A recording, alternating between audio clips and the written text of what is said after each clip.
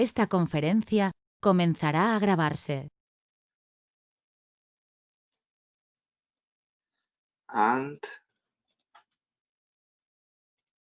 now,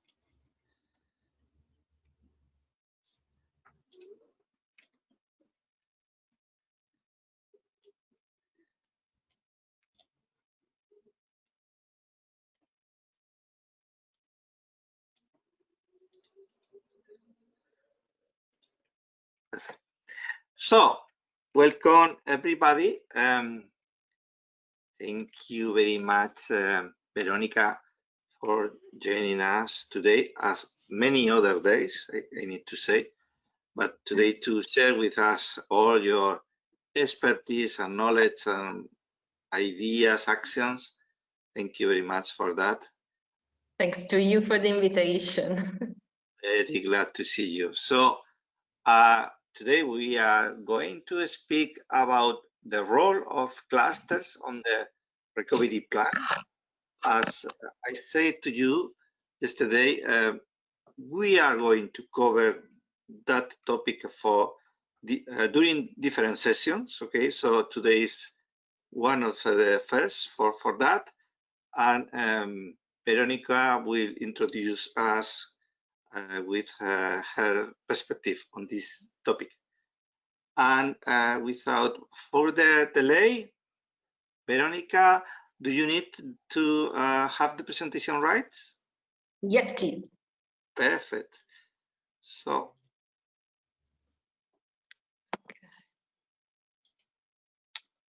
We are seeing the presentation, yes? Okay, so let me just, okay. It's full screen now. So good morning to everybody, and thanks again to Antonio for asking me to cover this this topic. I tried to give I mean, not a special point of view, but you will see. The disclaimer of this presentation is that here at the European Alliance Against the Coronavirus, we daily benefit from key presentations from the European Commission and other experts and colleagues. So many things have already been said. So what else to say on the European economy and the EU recovery plan? This was I asked myself when starting to write down some slides. And so the following facts and inspirations, mainly coming from sources outside Europe, aim to be just food for thought, okay, for the all of us.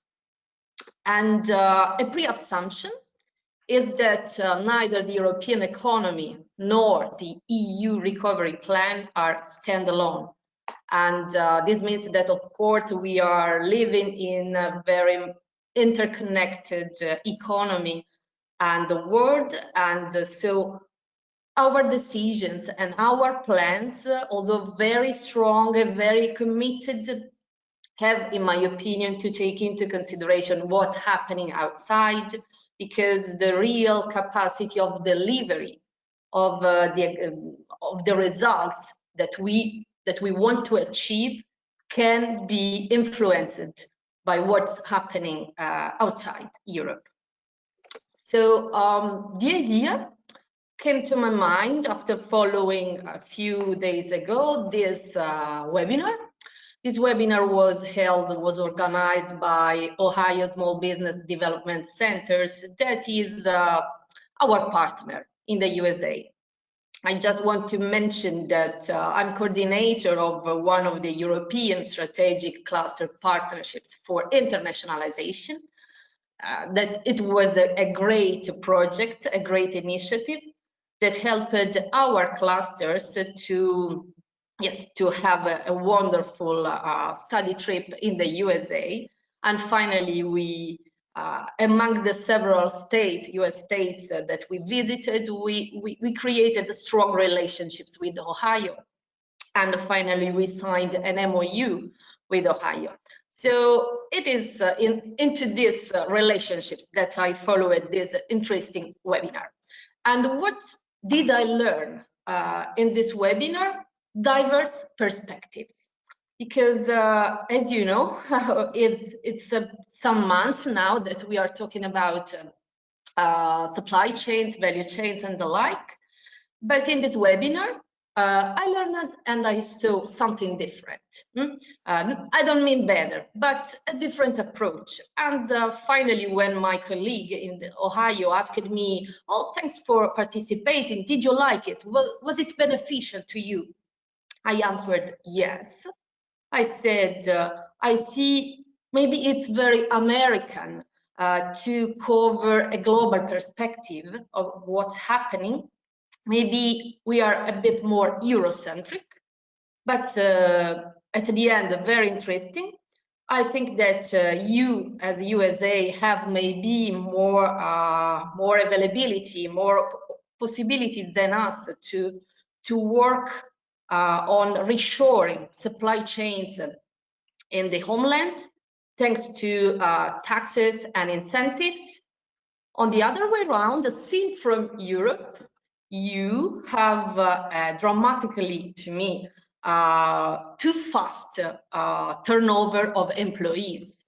And given the situation and some slides that I will show you in a few moments, we have to put to not underestimate the skills aspect and the human resources aspect.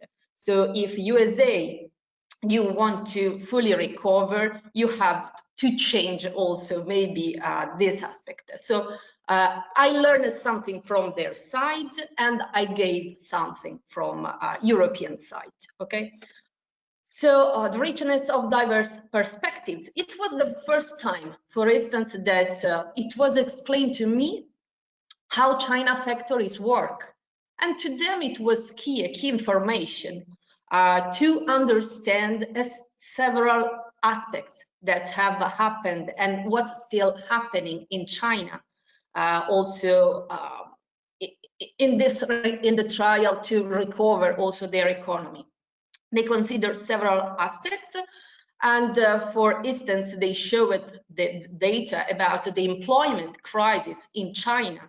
So you see an impressive number of people under travel restrictions, and this fact required looking for new people, new jobs closer home or outside quarantine zones from the point of view of people, and from the point of view of companies.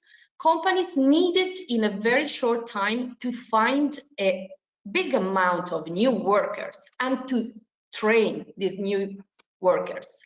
But new workers aren't as fast or as good as the previous ones.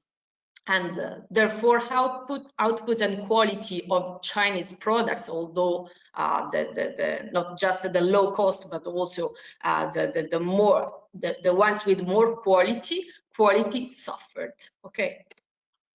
And also these numbers to me were impressive because up to now I've never seen specific numbers of bankruptcies that have taken place in these months. And to me, this number is impressive. And this number is still impressive, okay? In the first 2 months, more or less, the half, and with COVID going on, you see how many companies in China have closed, and also the registration of new firms is stuck, of course. And then we have to consider that China economy is for the first time since 1976 in contraction, and that according to the panelists of this webinar, the situation will be worse. Okay. Coronavirus. So this was one of the opportunity offered to US companies. Coronavirus speeds up American suppliers' exodus from China, and they were able to quantify the amount of exports that could be relocated from China back to the USA, and the amount is impressive and is more or less, although named in dollars, it is more or less like the EU recovery plan.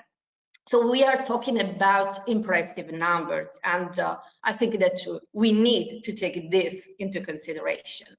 And finally, some recommendations that they were given to US companies is to be pessimistic regarding forecasts of recovery from China, to conserve own capital and resources, to use them just for the very important clients and customers, and expect large-scale simultaneous supply chain realignment.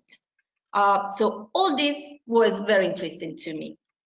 And I started asking something. So if more than 400,000 companies closed in China in the last few months, how many are the companies in China? So I looked for some data, and just to understand where Europe is positioned against, let me say, the other biggest economic players. And yes, these are just some numbers I found interesting. I identified also a ratio to understand how the ratio between the number of companies and the population. And you see somehow that up to now, the potential of China is not yet fully exploited, while USA is more pushed in this. And a country whose data I could not find is India. But still, I received a few days ago within the EU's SAY project that is about collaboration between Europe and India on standardizations. I received a report on India trade, and among the trends that we should take into consideration for the recovery and for the vision of the European economy is that by 2025, 1/5 of the world's working age population will be India. This is a great trend. And by 2035, India will overtake China as the world's most populous country. And last but not the least, that by the same year, India's 5 largest cities will have economies of comparable size to middle-income countries today. And this last information reminded me one slide, one video on YouTube that I saw, and that showed how China emerged to be such a great economic player after WTO, after entering WTO. And basically, from being not in the list of the 20 most important countries in terms of GDP, not China as a country, but Chinese provinces stepped up 9 positions out of 20. And you can see a couple of years ago where China positioned at against European countries. And this is impressive. This is what has already taken place. For India, it seems it will be the same trend. So this to mean that when we address to recover our economy and to push transformation of our companies and our human resources, we have to take into consideration all this is happening outside the door, and we have to work to prevent some major changes. So from outside Europe sources, I found very interesting this article from Bloomberg stating that Europe finds it's not so easy to say goodbye to low-cost China. And this article shows a survey made by the European Union Chamber of Commerce in China. The question was made to European companies, And the question was, is your company considering shifting current or planned investments in China to other markets? And as you can see, we could expect that the recent fact could change something, but apparently it is not. So this is what we have to take into consideration. So yes, it's true, COVID has changed very much aspects, but we need to secure our value chains, and it's important to work on this. But at the same time, we cannot really think that a major revolution can take place. China will still play a major role also for our companies. Some other data randomly taken from other webinars I attended in the last weeks and months. This is how China is described by the EU IPR SME help desk. And it is described as extremely competitive. And it is competitive not just for low cost, because otherwise we are lying. It is competitive for innovation. This is the number of patents registered every year. The slide comes from the World Intellectual Property Organization, and it shows how fast and how much China ranked to be absolute #1 country in registering patents. And you see where Europe is, where USA is, where Japan is. So when we talk about China, it's not just about low cost. So according to Bloomberg, can we say that there is a new, I call it attractivity war to start within the EU and neighbor countries? Because in this trial to reshore and to secure value chains, it seems that national governments are starting to compete against each other to bring home in own country investments that are coming back from China or far away. And it provides an overview of Germany, and you can see that Germany plans are aimed to bring back home and make more difficult to source outside Germany in low-cost countries, working on rules, on stricter rules, on human rights and environmental protection to help protect local manufacturers. This is something very in line with what the EU is trying to do. So we are not talking about reducing the costs and the taxes. It's about achieving the objective through quality criteria. And this is key. It is explained because 17% of German production relies on global suppliers, so it's for them it's a priority.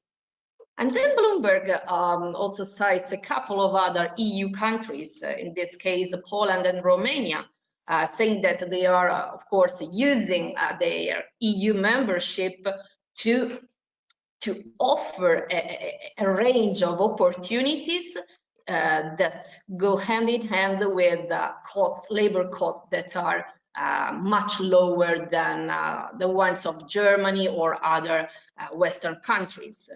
And again, Bloomberg says that bringing manufacturing closer to Europe might not necessarily mean inside the EU. So we have also neighbor countries. One cited is Morocco, that can play a role in for our future value chains. So the EU reaction. I was very impressed in the recent days by two, I think, very, very important initiatives that the EU adopted. The first, and I mean, two of them are aimed to remove internal market distortions, because what we have already just seen with Bloomberg, it is that maybe, yes, we are trying to leave China, but maybe we are starting a new internal competition between us that I don't think it's so beneficial. So two recent initiatives from the EU are aimed to remove possible market distortions in the internal market. The first is a recent white paper on leveling the playing field in terms of foreign subsidies. And this because, of course, the EU acknowledges that to be open to trade and investment is part of European economy's resilience. And at the same time, this has to be based on level playing field. And this level playing field should also bring to cancel the foreign subsidies, to avoid that foreign subsidies can distort our internal market, because sometimes we don't realize this, but this is the amount of subsidies from the China government that China government gives to its companies every year in terms of subsidies to be more competitive against our companies. So this is not fair trade and fair rules, and so this is key. And if you have something to say in this field, bear in mind that there is a public consultation open on this topic until September the 23rd. And okay, and the other news is just, I read it just yesterday. So Brussels plans attack on low tax member states. It is about, let me say, stop the fact that there are member states that through very low taxes for companies are somehow distorting our market. The impressive aspect is that the EU is going to use an article of the EU treaty that has never been used before. The correction of distorting tax schemes is of course the target, and yes, so we will see. Of course, we could expect resistances in target countries, but I just want to share with you, maybe Italians of course know it, but this is the right time to do this, and of course the EU knows this. What happened very recently in May under the Italian law on COVID, the law that allowed the companies to obtain loans with very interesting tax rates. FCA, so the former Fiat, so current Fiat Chrysler Automobiles, asks the Italian state a loan of the value of 6.3 billion euros. And the fact is that FCA has only partial production in Italy, and it has its legal seat in Netherlands, because rules in Netherlands for governance of companies are better, and the fiscal seat in the UK to pay lower taxes to another country. So this was something not very well, of course, appreciated by Italian people, and it showed that it is time to fix this aspect, because when economy runs smoothly, okay, but in problematic situations like this, this aspect cannot be stood anymore. So going on with the EU reaction, finally, we reach the point of the recovery plan and what role for clusters. And here I wanted to use, again, a source of information from outside EU. So in this case, it's Politico, that, you know, it's a kind of a journal and also a think tank based in the USA, but also, of course, with a seat in Europe and following attentively the European policy. And it provided some numbers of the EU recovery plan, and I wanted to use this to see how, with other eyes from ours, they are assessing the recovery fund. So, as we know, the amount proposed by the European Commission that the member states still have to accept is 750 billion, and it will run in the period 2021 and 2024. It is divided into parts, into objectives. So cohesion and values, single market, innovation and digital, environment and agriculture, neighborhood and the world, just proving that under the recovery fund, we are also aiming to support the recovery of our neighbor countries. And this is, I think, great and really in the core of European values. And last but not least, it's about resilience, security, and defense. So where clusters can play in these parts. So under the biggest part, cohesion and values, of course, it will be up to the member states to draft the recovery and resilience plans. What can we do as clusters in this? I think it will depend on each country. It will depend on the role that our governments, our member states recognize to us. Maybe it will be easier for smaller countries because the relationships between the territory and the state can be closer, are shorter. Maybe it can be more difficult in larger countries, but still I put a star because we can try to play a role in this. And of course, there is the Just Transition Fund that is very interesting, although the amount, I mean, it's not small, but compared to cohesion values, yes, it is. But still, once again, here it will be up to the member states to identify the territories that can benefit of the Just Transition Fund. And then it will be up to the member states to draft the territorial plans for transition. I think that here again, since we are talking about specific territories, clusters, the clusters from those territories can be a partner to them, to own member states, to try to plan comprehensive, somehow cross-sectoral, with a cross-sectoral overview, these plans. I think that we can bring important value in this. And then, of course, there is the InvestEU fund that is concerned with more locally driven actions. So the activities that can be funded under this are closer to what our competencies and mission is.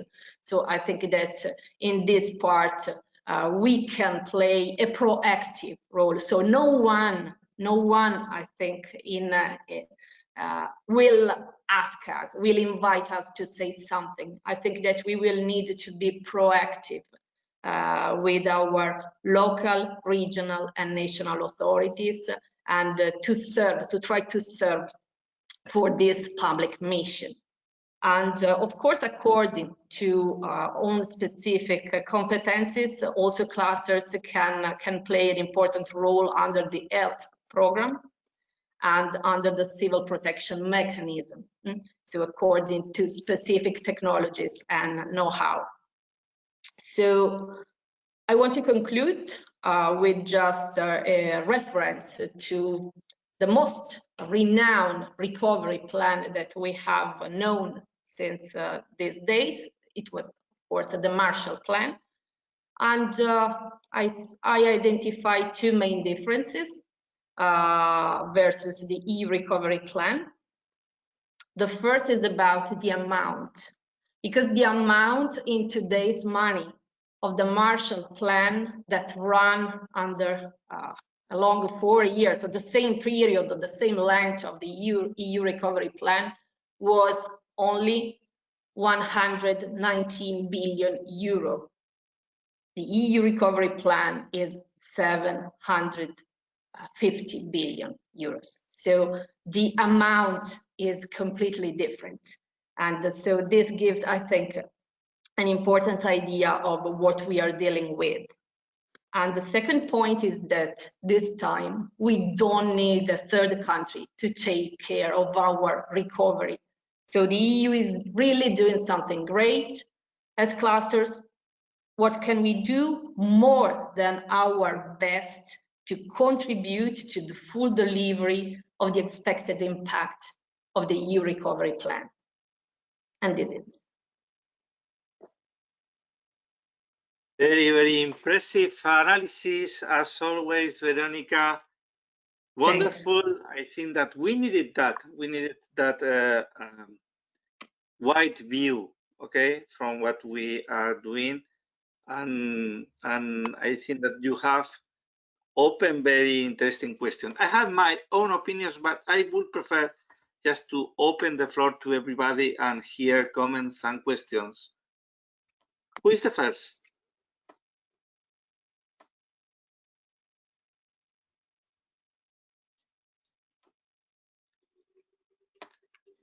Okay, if not, I will give one first or open one first question. I agree that the role of clusters in the national plans will depend of our proactivity. Okay, the Commissioner Thierry Breton, during the meeting that we have with him on the 30th, told us that he would encourage the member states to include clusters in the national plans. So I think that we need to help us between ourselves with ideas, references, best cases on how to do that. What kind of activities, proposals, projects can really be attractive for our national governments, and what kind of references we could take from other countries, okay, other other member states that can be serve as samples for the rest. Okay, tell me. I have received in private a comment from a colleague from Spain. He is also my homologue in Rail Group in Barcelona, and he says that resilience is the key word, and that as clusters are by definition platforms to share best practices, and this is the essence of resilience. And I think that it's perfectly right, because it is what we have been doing since several months now, every morning within these meetings. And I think that yes, sharing also.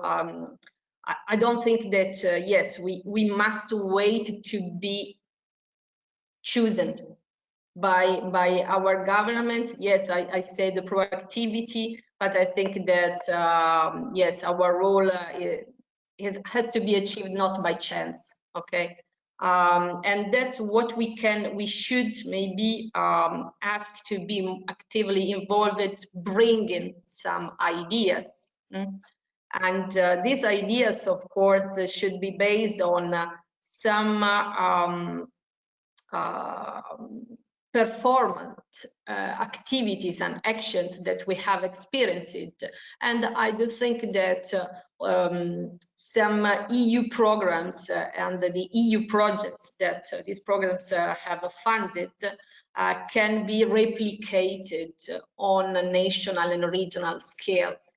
I see some of them, I mean, okay, we have said it is already several times how important it is, but the InnoSup model, that is so good in identifying a major priority to help scale the companies towards a specific target, and it allows to do this under an orchestrated way and through minor funding, but very specific, very tailored and close to the companies.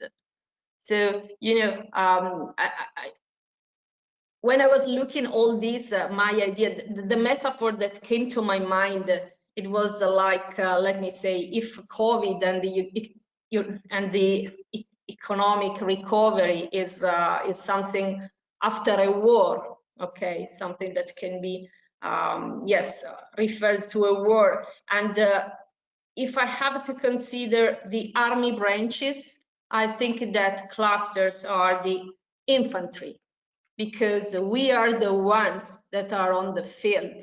We are the ones that look at people in the eyes. We are not far away. We are not flying on some airplanes. We are on the field. We know how to also the psychological aspect, how to convince people, how to accompany the companies along a certain path of growth. So maybe the replication on local scale of some excellent European programs could be a way. I don't think it's the time to test something new, something revolutionary. I think that we need to implement what we know is already effective. And yeah. Thank you, Veronica. Yes, Antonio, can I make a question to Veronica? Veronica, it was very interesting, the idea that you developed about the new relations between US, China, European Union.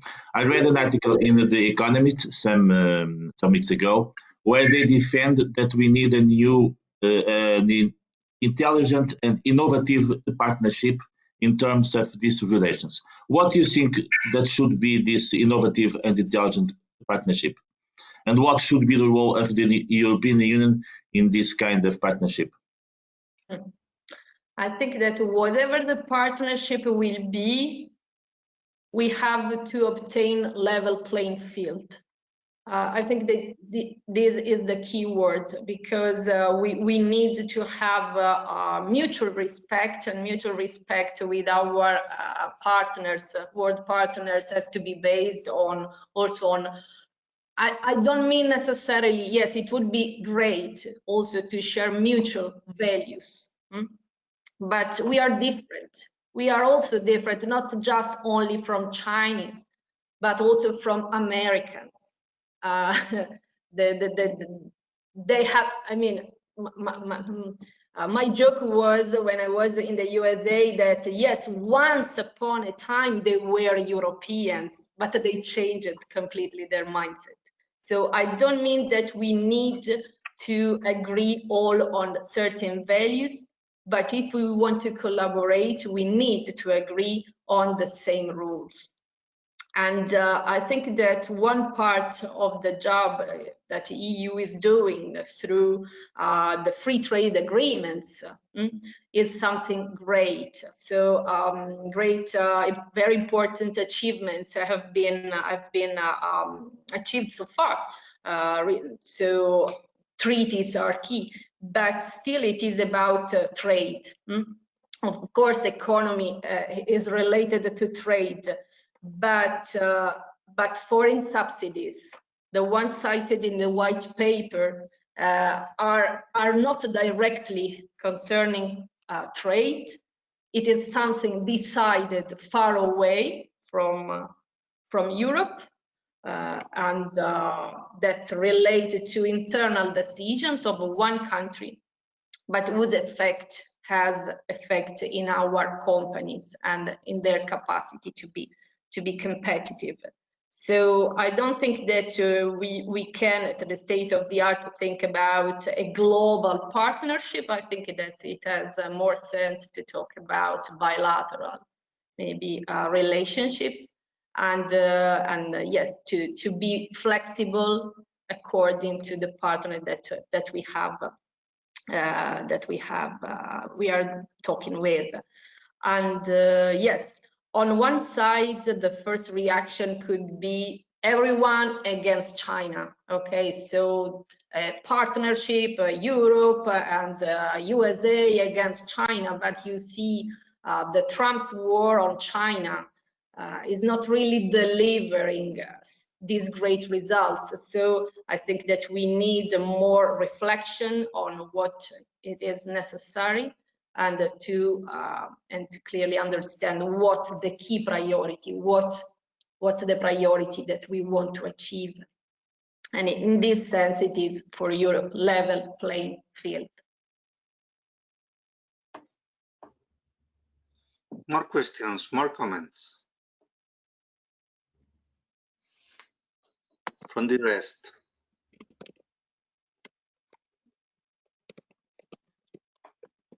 Don't be shy, because these sessions grows with your knowledge, with your ideas. Who has proposals for the national recovery plans? What kind of offer would you give to your national governments about the implication of clusters in their activities, in their plans? I think that for the countries that already have in place national associations of clusters, they are already in a good position to dialogue with their government. We have started. We will cover that during the next weeks. We have started. I can share with you that here in Spain, we have been speaking with the Ministry of Industry this past Monday out at this, and yesterday with the Ministry of Employment. And today we have this afternoon a General Assembly of the Spanish clusters, just to discuss that, because we need to move. And it's, I suppose, it's very common the situation of we have some areas where it's easy to speak, others that are more challenging, and we need to work with both. Okay, not only with the easy ones, but also with the hardest. Okay, and but for us, for example, in Spain, we could give references on some areas. For example, I think that we are working very well with the Ministry of Employment on skills, upskilling, reskilling, and they are very interested in introducing us in that area. We have been working on that areas. More than introducing, I would say recognizing us as a big player. Okay. But for example, here in Spain, we don't have references on working with the green and sustainability area from the ministry that is working on that. Okay, and for us, it would be wonderful to have clear examples documented of other countries introducing clusters on that. We have been working a lot on digitalization. We are strong on that area, okay? And we have a lot of clusters here in Spain working on green, but with the industry side, not with the sustainable ministry side, okay?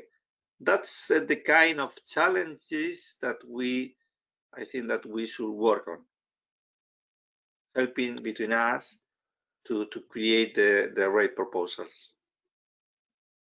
I think that it will be very interesting to monitor within this group what the countries, what the national associations of clusters are starting discussions with their government and to share ideas and experiences on this.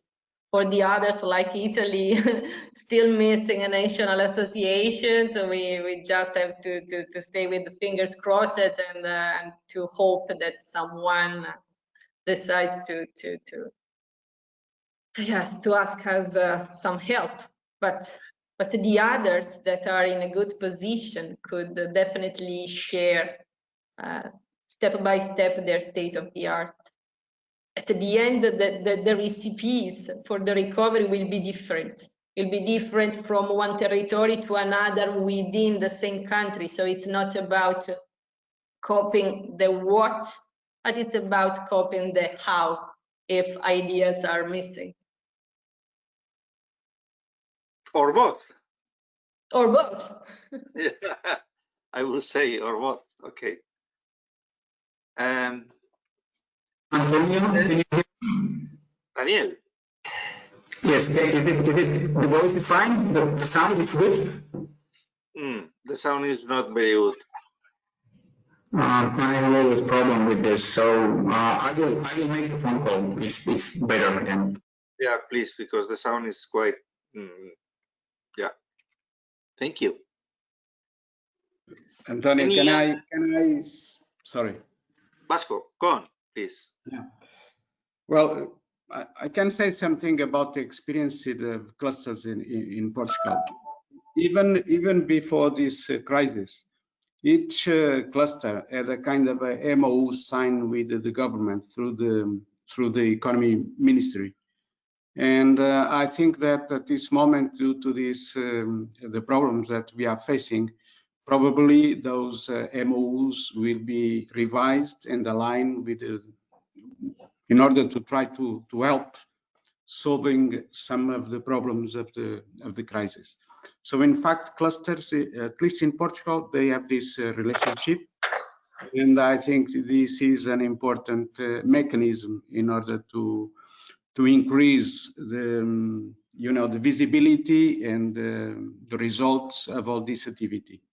And we are crossing that with our informal association, the Portugal clusters, that we are meeting every 2 weeks, and we try to align some of the common things that each one has in this kind of MOU. Skills is one of the things, but also try to cross the skills of each cluster related with the digital transition, related with the Green Deal and so on. So we are at least trying to do our best. That's our experience here in Portugal.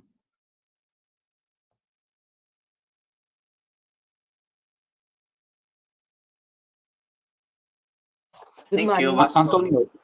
Can I add something, Ilna? Okay, go on, please.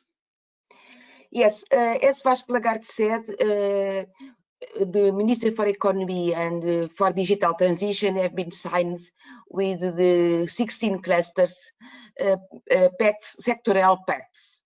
And these pacts are very important because they have a strategy for each of one, the cluster in partnership with the APMI, my organization, and the Ministry for Economy. We have been designed a strategy in terms to cover several acts, namely skills, digital transition, internationalization, circular economy. I mean, the most important keys that we are facing in nowadays in our activity and meetings for this cluster, for these pacts were defined a committee composed by different entities, very important entities represented at very high level. I am talking about the entities that in Portugal is in charge of structural funds, about the Portuguese Agents for Internationalization, about the cabinet of the Secretary for Internationalization, the cabinet of the Secretary for Employment. So these entities that are in the framework of the cluster activity. This committee is chaired by the Secretary of State for Economy, and meetings with all the classes were already held. And of course, in terms to understand the difficulties, with support, how to deal, how to proceed with these actions and initiatives pointed out in the strategy of the sectoral paths.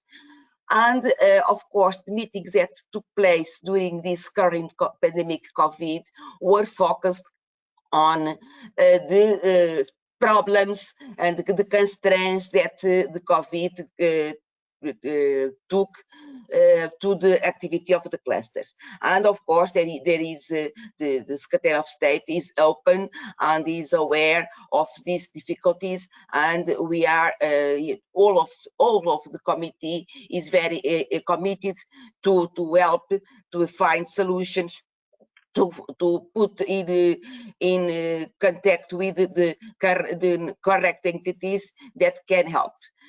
Meanwhile, my organization acts as facilitator of these specs in terms for the entities that are important for the activity of the clusters. And meanwhile, we have been promoting plenary meetings with the Portuguese Institute for Employment and Training. These meetings, this institute nowadays is analyzing the priorities on skills of the clusters in terms to try to find solutions for these urgent needs. So this is only to point out that what Vasco Lagarde said is very important. This memorandum of understanding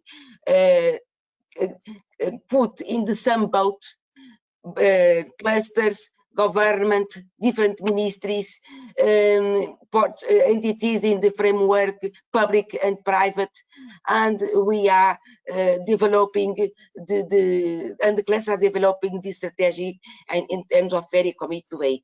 We are very happy with this because this put on the floor, on the ground, a set of initiatives and a set of actions that we can monitor, we can help out, we can support, and we can check if we are in the right way. Thank you. You are very welcome. Obrigado, Elena. I didn't knew your voice, and so welcome. Okay, thank you. It's a wonderful references from Portugal and good news. Whichever way we could help you, don't hesitate, please, to come with us. And I plan to invite you, Elena, to speak in another session. So be prepared, be ready, okay? If you want. Okay. Yesterday I've been sending a note to the Commission because I was requested to explain how we are dealing with the cluster activity in Portugal in a framework, like I said, and within this I have been sending a note to the Commission, of course, concerning this request, and I think it's important because maybe other countries have another solutions, and maybe we can make a mix that can have more impact. But in Portugal, the things so far we are very active, and we are trying to help as much as possible. Even, for instance, my organization put in contact cluster with another entity that is important for needs, and we also support this meeting. So we are very committed because clusters are very important for our economy, of course. Thank you. It's wonderful. Thank you, Elena. Okay, Daniel, are you connected now? Yes. Can you hear me? Perfectly now. Thank you. Go on, please. Okay, we had assembly of Union of Slovak Clusters. I'm representing the Union of Slovak Clusters a couple of weeks ago, and we also agreed to push clusters a bit closer to the recovery plan of the national government. We have a new government, so it won't be easy, but we are working on it. And we agree to fight for more trust, or even to, to get more trust, but also more responsibility and more power. And I think this is the case also for clusters and cluster associations in the entire Europe. And as we agreed before, I'm drafting something like role of clusters in green recovery concept for the next week presentation. And one of the proposal is to create something like value chain support scheme, which should be or could be implemented with and through clusters. It could be at regional, national, or EU level, and it could include a lot of things. So first of all, it should be within integrated value chain. So it should not be like simple projects individually based, but it should be within one value chain. The best is if it's in circularity. So it means if we start from raw materials, go through production, processing, final product, marketing, even consumer behavior, zero waste, but also supporting research, development, innovation at each step of the value chain. So this is kind of proposal. Of course, there are many instruments to support it. There could be new ones introduced, but we have a lot of European programs. We have national, regional, we have private and crowdfunding schemes, etc. But it should be also support in line with existing strategies like smart specialization strategies. And then clusters could serve as an implementing agency, for example. It's similar like InnoSoup voucher scheme, but it could be also for microloans, or even, I don't know whether people are aware of leader type of program. So cluster could serve as a local action group, but in this case would be value chain action group. And there are some other ideas how to do it. Clusters could run platforms like ECA did during the COVID times. Clusters could enforce infrastructure enhancement, open sharing access, optimizing it, because there are many centers of excellences in Slovakia, but they are not connected to the businesses. They are usually self-operated at the universities or research organizations, and they are not put into the ecosystem. So these are just pieces of what I'm now putting together, that clusters could contribute within the individual value chains. But of course, it's also about education, including vocational, about data sharing and data management, and of course also financial support, which means that not to support clusters directly, but to support value chains through clusters. And that could be based on various criteria, etc. So I think that this is something that we are now working at our national level, and could be confronted or consulted with the ECA and EU level. And I'm of course ready to discuss it with you. Thank you for now.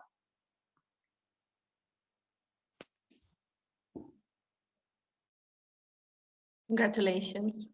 If I may, I would like, before closing, to answer Elina's question, because I find it very interesting. She gave me just one idea. The idea is this. So the question is about the role of clusters for, yes, let me say, for the recovery of neighborhood countries. I've not many insights about this action. I think that it will be mainly driven by the EU External Access External Action Service. But one idea came to my mind, and the recent European strategic cluster partnerships for excellence that have started their activities last February, and I coordinate one of them. They are funded by the COSME program. And the nice fact is that the call required the partners to come from territories that had different economic growth level. Slower or more active according to the classification that was made under the structural funds. So the idea was to put together not only clusters, but their ecosystems, and their ecosystems also according to the different level of economic growth. And it was great. It was great because I could include some partners also from outside EU, but that are allowed to apply under the COSME program. So in this case, I'm talking about Turkey. And I think that it could be one more idea to include maybe a special program, a special pilot of similar projects to help faster recovery in neighborhood countries such as Moldova, through clusters, through similar projects. Because if we can do it under the COSME program and creating relationships of aiming to create economic growth, why not to use the same approach for recovery purposes? So it is an idea up to the European Commission in case.